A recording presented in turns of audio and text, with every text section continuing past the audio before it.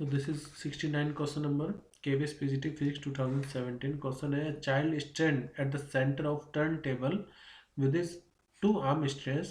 The turntable is set rotating with angular speed of 45 revolution per minute. If he folds his hand back and therefore reduces his moment of inertia 3 by 5 times of the initial value, the angular speed of the child will become.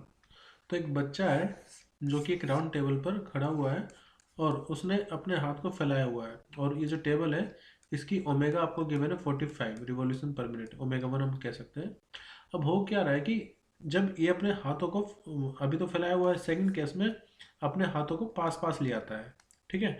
तो उसकी वजह से क्या होगा, देखो जब ये अपने हाथों को पास पास ला रहा है तो इसका जो मोमेंट ऑफ इनर्शिया है वो कम हो जाएगा, क्योंकि मास का जो मोमेंट ऑफ इनर्शिया जो है वो डिक्रीज हो जाएगा, क्योंकि जो मास है वो एक्सिस के ज़्यादा पास आ गया है। और जो सेकंड केस में मोमेंट ऑफ इनर्शिया है वो गिवन है कि वो 3/5 हो गया है, जो पहले मोमेंट ऑफ इनर्शिया थी या रही होगी, मान लेते हैं वो I1 थी। तो आपको ये बताना है कि सेकंड केस में जो ओमेगा होगा, ओमेगा 2, वो कितना होगा, यानी कि एंगुलर स्पीड कितनी हो जाएगी चाइल्ड की जब उसका मोमेंट ऑफ इनर्शिया कम हो गया है।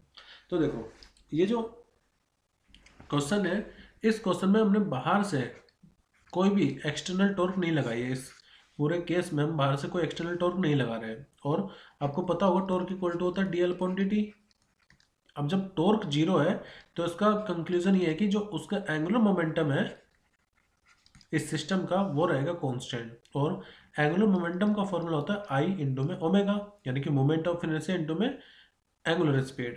तो हम एल कांस्टेंट है तो ये कह सकते हैं कि जितना एंगुलर मोमेंटम फर्स्ट केस में रहा होगा उतना ही सेकंड केस में भी रहेगा, यानी कि I1 ओमेगा 1 बराबर होगा I2 ओमेगा 2 के।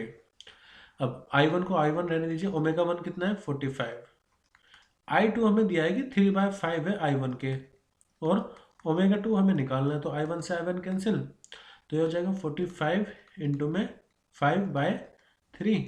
दिस विल बी और नेक्स्ट एंगुलर स्पीड, मतलब सेकंड केस में एंगुलर स्पीड हो जाएगी 45 into 5/3, so it will be equal to 15 into 5, यानी कि 75 रिवॉल्यूशन पर मिनट।